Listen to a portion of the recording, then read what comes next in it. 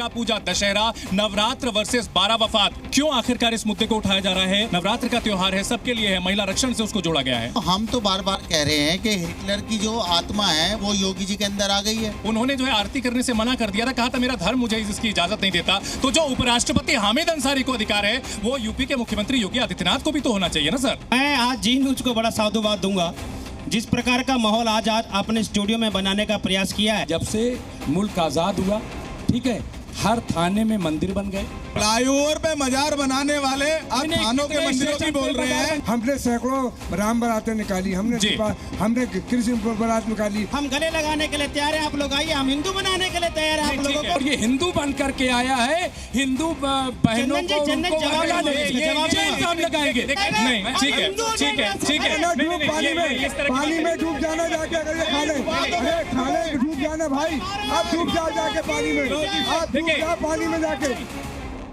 नवरात्रि को लेकर पूरे देश में तैयारियां हो रही हैं और खास तौर पर उत्तर प्रदेश में विशेष तैयारियां की जा रही हैं और विशेष तैयारियों के बीच योगी सरकार ने आदेश दिया है कि सभी मंदिरों को, सभी धर्मस्थलों को सजाया जाएगा। साथ ही साथ इसको लेकर के विशेष कन्या पूजन के कार्यक्रम किए जाएंगे। महिला सुरक्षा से भी इसे जोड़ा गया है, लेकिन जो आदेश योगी सरकार की तरफ से दिया गया है इसको लेकर के विवाद भी शुरू हो गया है। कहा यह जा रहा है कि नवरात्रि को लेकर के पूरी तैयारियां की जा रही हैं, सरकार की तरफ से जोशो खरोश दिखाया जा रहा है, लेकिन 12 वफात जो कुछ दिनों पहले गुजरा था उसके दौरान तमाम पाबंदियों के फरमान जारी किए गए थे। इसको लेकर के हम बड़ी बहस भी करेंगे, लेकिन उससे पहले एक रिपोर्ट आपको दिखाते हैं इसी से जुड़ी हुई। अगले महीने 3 अक्टूबर से शुरू होने वाले शारदीय नवरात्रि को यूपी में भव्य तरीके से मनाया जाएगा। यूपी के हर जिले में नवरात्रि की ऐसी धूम दिखेगी जैसा पहले कभी नहीं देखा गया होगा। यूपी के हर मंदिर और मठ में माता की ऐसी भव्य और दिव्य आराधना होगी जिसे देखने वाले भी दंग रह जाएंगे। योगी सरकार ने इस बार नवरात्रि को खास बनाने की तैयारी की है। इसके लिए सभी जिलाधिकारियों को निर्देश जारी कर दिया गया है। योगी सरकार के इस फैसले पर जहां एक तरफ खुशी नजर आई, तो वहीं दूसरी तरफ मुस्लिम समुदाय से जुड़े कुछ लोगों ने सवाल भी खड़े किए। सवाल ये कि कहीं ये सियासी कदम तो नहीं, और अगर ऐसा नहीं है तो फिर हर धर्म के लोगों को अपना त्योहार खुले तौर पर मनाने की इजाजत दी जाए। दरअसल 2 महीने पहले जुलाई में जब मुहर्रम का जुलूस निकाला गया था, तब यूपी में अस्त्र शस्त्र और धारदार हथियारों के इस्तेमाल पर पाबंदी लगा दी गई थी, जिसे लेकर मुस्लिम समुदाय ने कड़ा ऐतराज जताया था। ऐसे में नवरात्रि को धूमधाम से मनाए जाने को लेकर सरकारी फरमान पर सियासत तय है। ब्यूरो रिपोर्ट, जी मीडिया। तो नवरात्रि वर्सेस 12 वफात क्यों किया जा रहा है, आखिरकार विवाद क्यों खड़ा किया जा रहा है, इस पर हम करेंगे बड़ी बहस। लेकिन हमारे साथ कई खास मेहमान जुड़े हुए हैं, धर्मगुरु भी हैं, राजनीतिक दलों से जुड़े हुए भी लोग हैं, इस्लामिक स्कॉलर भी हैं, इन सब पर करेंगे बहस। लेकिन उससे पहले बात करते हैं कि नवरात्रि की महिमा क्या है। हमारे साथ जो खास मेहमान हैं, जो आचार्य जी हैं, वो हमें बताएंगे कि आखिरकार नवरात्रि की महिमा क्या है, इस बार के नवरात्र में ऐसा क्या खास होने जा रहा है। जी, नवरात्र की महिमा ये है कि हमारे यहाँ 4 नवरात्र मनाने की परंपरा रही है, जिसमें कृषि प्रधान देश है भारत, तो नवरात्र मनाने के लिए कुछ धन की आवश्यकता होती है, इसलिए 2 नवरात्र प्रमुख रूप से जाने जाते हैं, एक शारदीय नवरात्र, एक वासंती नवरात्र। और इस समय को कहा गया है कि ये जो समय है कन्या राशि में सूर्य होते हैं, तो इस समय बहुत ज़्यादा रोग फैलते हैं, बहुत ज़्यादा महामारी फैलती है, बहुत ज़्यादा संक्रमण फैलता है। इसलिए यहाँ तक कि हमारे यहाँ स्कंद पुराण में लिखा है कि ये यमराज का दांत होता है ये समय 1 महीने। इसीलिए भगवती दुर्गा की आराधना करके, ताकि सारा समाज सुखी रहे, स्वस्थ रहे, संपन्न रहे, इसलिए भगवती की आराधना की जाती है। कन्या पूजन से भी जोड़ा गया है, कन्या की रक्षा से भी जोड़ा गया है। इस बार के नवरात्रि को लेकर के क्या कुछ कन्या रक्षण के संकल्प जो हैं सरकार की तरफ से दिए गए हैं, कैसे देखते हैं आप इसको? मैं इसको एक बहुत ही सकारात्मक पहल देखता हूं सरकार की तरफ से। कन्या रक्षण जरूरी है।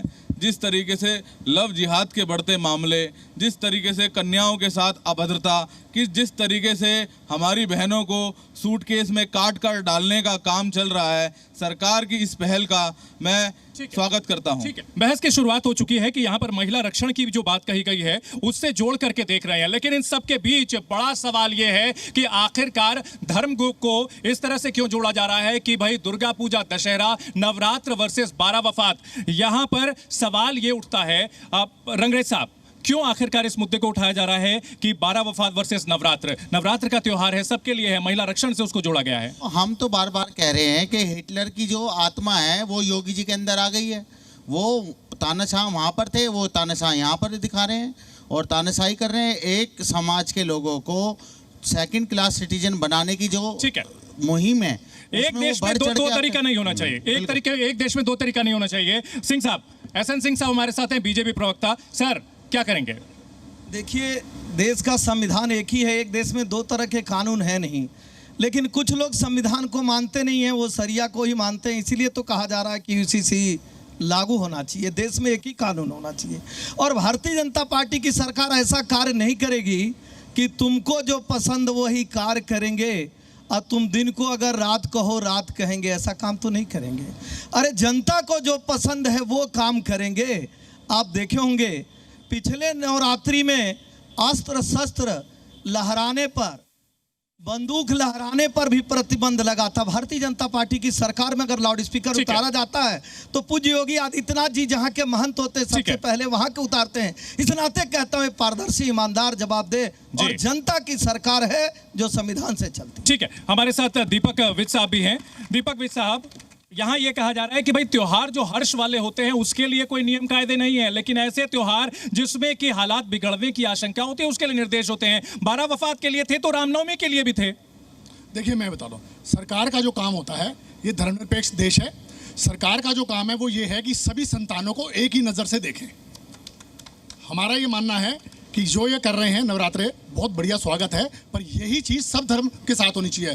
ये जब नगर कीर्तन आते हैं, जब हमारे मुस्लिम समाज के कार्यक्रम होते हैं, जब ईसाई समाज के कार्यक्रम होते हैं, जब सिख समाज के कार्यक्रम होते हैं, जब बौद्ध समाज के कार्यक्रम होते हैं, तब मेरा मानना है सरकार की अगर यही दिशा है तो ठीक है, नहीं तो सरकार को चुप रहना चाहिए। सब धर्मों को अपना जो कार्यक्रम है, अपने धर्म को निभाने की पूरी आज़ादी होनी चाहिए। हमारा ये मानना है। आज़ादी नहीं है, किसको आज़ादी नहीं है? मुमताज जी, क्या आज़ादी नहीं है आपको? नहीं, देखिए एक मिनट चंदन जी, आपने एक प्रश्न वो पूछा, मैं बताइए। आज़ादी है, हमारा मानना है कि वो हस्तक्षेप कर रहे हैं जी, वो किसी एक धर्म को विशेष अगर जो है जुलूस के दौरान हथियार ना लहराए जाए, या हस्तक्षेप कैसे हो सकता है? मुमताज जी, जवाब दीजिए कि हम सरकार उसकी मदद करेगी। जी, एक मिनट, मैं देखिए, ऐसा है कि धर्मनिरपेक्ष राज्य में ऐसे राज्य की कल्पना की गई है जो सभी धर्मों तथा संप्रदायों का सम्मान आदर करता है। ठीक है, ऐसा तो इसलिए मुझे लग रहा है कि जो सरकार का काम है वो भजन कीर्तन, नवरात्र, दिवाली, रमज़ान, ईद, बकरीद करना नहीं है, बल्कि सरकार का काम है कि अगर बेरोजगारी है तो उस पर काम करे। ये सरकार काम है। बाकी भक्तों को छोड़ देना चाहिए। यहाँ बहुत सारे भक्त मौजूद हैं और नमाज वाले भी मौजूद हैं, वो अपना नमाज पढ़ें, रोज़ा रखें, हज करें, सब करें और इसी तरीके से ये पूजा पाठ करें। इनको छोड़ दिया जाए। पूजा पाठ सदियों से चला रहा है। करना सरकार का काम नहीं है। उमेश अनंतगिरी जी, क्या एक जवाब देना चाहूंगा, हमारे मित्र का जवाब देना चाहूंगा। और मैं चाहूंगा कि समाजवादी पार्टी के प्रवक्ता भी ये घोषणा करके जाएं और मुस्लिम स्कॉलर भी घोषणा करके जाएं। मंदिरों का जो भी चढ़ावा होता है, मंदिरों का जो पैसा होता है, वो समाज के काम में आता है, वो जाति और धर्म के काम में नहीं आता है। लेकिन मस्जिदों का जो पैसा होता है वो विशेष धर्म के काम में आता है। तो आप डिक्लेयर करें, हमें बताइए, हमें बताइए कौन से मंदिर का काम किस समाज में आता है और मस्जिद का कौन सा पैसा। एक मिनट, हमें बताइए। नहीं, हम भी लगातार चाहते वाले लोगों के मुद्दों की बात के रहने वाले चाहते हैं, लोगों के मुद्दों की बात ना हो, एक करके बोलेंगे, एक करके चाहते हैं हिंदू मुसलमान की बात हो। एक सेकंड, विकास की राजनीति करने के लिए आए थे, मगर इन्होंने क्या किया? मंदिर और मस्जिद, शमशान, कब्रिस्तान के अलावा इनके पास कुछ नहीं बताने के लिए। एक सेकंड रंगरेज साहब, आप कुछ भी करेंगे कोई न सुने, आपको लग रहा है कि आप कुछ भी करेंगे कोई न देखे, आपको लग रहा है कि आप कुछ भी करेंगे कोई न बोले, तो ऐसा नहीं होगा कि आप मूत्र पिला दें, आप कोई गंदा खिला दें या कोई अपकृत्य कर दे। ये सरकार सुरक्षा नियमों का पालन और सबके लिए कराएगी, सबके साथ कराएगी। ठीक है, चलिए मुमताज जी जल्दी।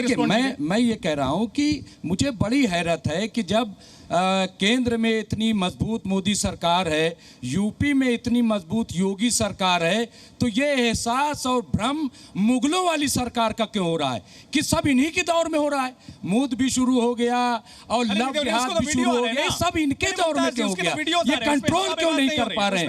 मैं समझता हूँ कि ये सिर्फ और सिर्फ लड़ाने का काम कर रहे हैं, ऐसा कुछ भी नहीं हो रहा। काम कर रहे हैं, भी नहीं हो रहा, आपकी सच्चाई सामने आ रही है। कुछ नहीं हो रहा। और जो क्राइम है वो तो ठीक है, क्राइम है, उसको क्राइम की तरह निपटिए। हिंदू मुसलमान मत कीजिए। एक सेकंड गुलाम सरवर साहब, सवाल ये उठाया जा रहा है कि मंदिरों का पैसा अलग अलग राज्यों में पूरे देश में जो है जाता है सरकार को, तब तो नहीं कहते कि एक देश में दो विधान नहीं चलेंगे। अगर जो है मुस्लिम जो धर्मस्थल हैं या अजमेर के ख्वाजा शरीफ का पैसा जो है वो तो सरकार को नहीं जाता। पहली बात बड़े ही इत्मीनान से सुनना है, पहले मस्जिद क्लियर कर लीजिए, मंदिर वर्सेस मस्जिद नहीं, वर्सेस वाली बात नहीं है, गलत बात। यहाँ वर्सेस की बात नहीं कर रहे, यहाँ वर्सेस की बात नहीं हो रही है। इनको चलने देंगे ना, मस्जिद में पैसे नहीं आते, मस्जिद में पैसे लगते हैं। सर देख लीजिए, मेंटेनेंस किया जाता है, इमाम को तनख्वाह दिया जाता है, मतलब मस्जिद हम चलाते हैं, किसी से लेते नहीं है। ठीक है, और मंदिर लेते हैं, मस्जिद में एक्सपेंस होता है, मंदिर को पैसा मिलता है, चढ़ावा नहीं चढ़ता। मस्जिद में कर्जा होता है, मंदिरों में कर्जा नहीं होता है। आप बताइए, लाखों लाख टन सोना यहाँ मस्जिद में, और अभी आपने मंदिर के सोने के दौरान सुनिए सोने को 350 किलो सोना चलेंगे। मैं इस बहस के कुछ जो है रूल तय कर दूं, मुझे शुरू में करना चाहिए था, फिर बीच में कर देता हूं। एक वक्त में एक गेस्ट बोलेंगे, जिनको मैं कह रहा हूं वही बोलेंगे, मैं जिनसे पूछूंगा वही बोलेंगे, तार्किक बात करेंगे, कुतर्क नहीं करेंगे। गुलाम सरवर साहब, सीधा सवाल, क्या वक्फ बोर्ड को भी जो अगर ये दावा कर रहे हैं सरकार के दिन कर दीजिए ना सर, जैसे मंदिर के बोर्ड हैं, तिरुपति देवस्थानम को भी कर दीजिए। भारतीय जनता पार्टी के प्रवक्ता हैं जी, सरकार इनकी है। सुन्नी सेंट्रल वक्फ बोर्ड का चेयरमैन कौन है सर? भाजपा नेता है या हम हैं? नेता के नहीं, मैं सवाल ये पूछ रहा हूं कि सरकार के अधीन दिल्ली वक्फ बोर्ड का चेयरमैन कौन है? आम आदमी पार्टी का है या कांग्रेस का है? एक सेकंड, आम आदमी की सरकार में आम आदमी, ठीक है, कांग्रेस की सरकार में कांग्रेस। क्या वो सरकार के अधीन है? सरकार के अधीन है, सरकार के अधीन है, सरकार के अधीन है। गलत नैरेटिव, बिल्कुल सही बात है, इसको लेकर के क्या कहेंगे? ठीक है गुलाम सरवर, आपने ठीक है, आपने बात कही। एक सेकंड,